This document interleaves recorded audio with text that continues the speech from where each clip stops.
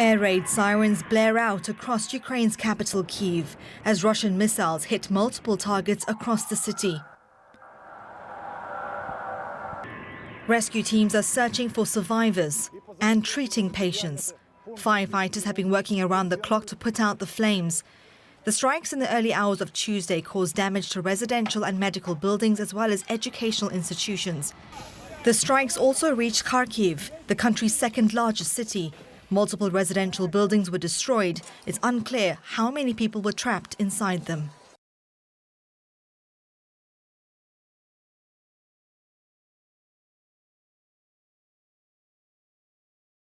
To Brussels now, where NATO Secretary General Jens Stoltenberg has signed a €1.1 billion contract for artillery ammunition shells.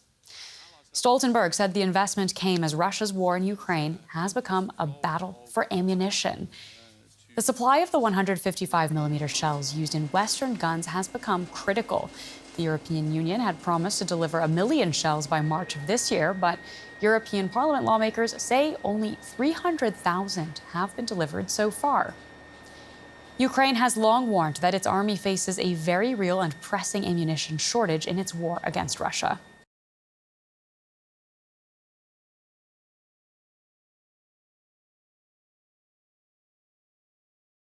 Israel reeling tonight after losing 21 soldiers in that attack in the Gaza Strip.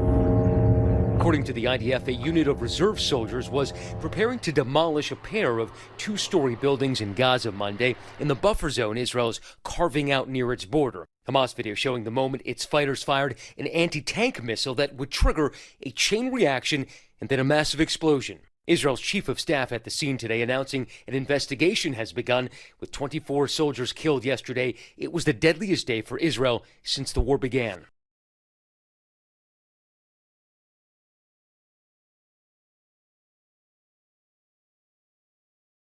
We start with the latest provocation by North Korea firing multiple cruise missiles into the West Sea. South Korea's Joint Chief of Staff said the missiles were fired at around 7 a.m. on Wednesday into the West Sea on the north side. The South Korean military added that it has increased surveillance and is closely coordinating with the U.S. Pyongyang's missile provocation comes 10 days since it launched a hypersonic, solid-fuel intermediate-range ballistic missile on January 14th.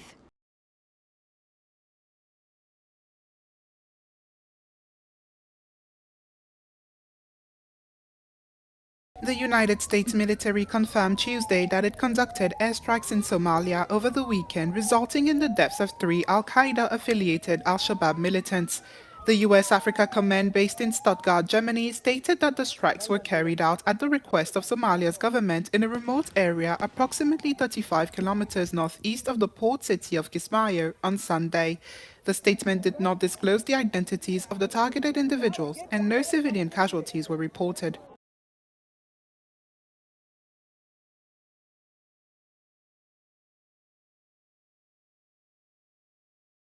Two people are reported to have died after a Russian private jet carrying 6 people crashed in Afghanistan over the weekend.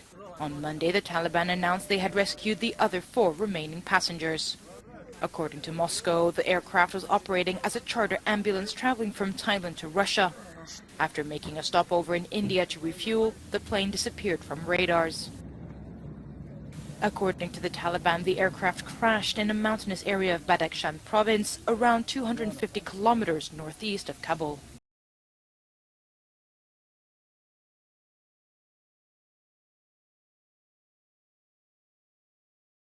In a fresh escalations of tensions, Yemen's Houthis have ordered all US and UK staff of the United Nations to leave the country within a month.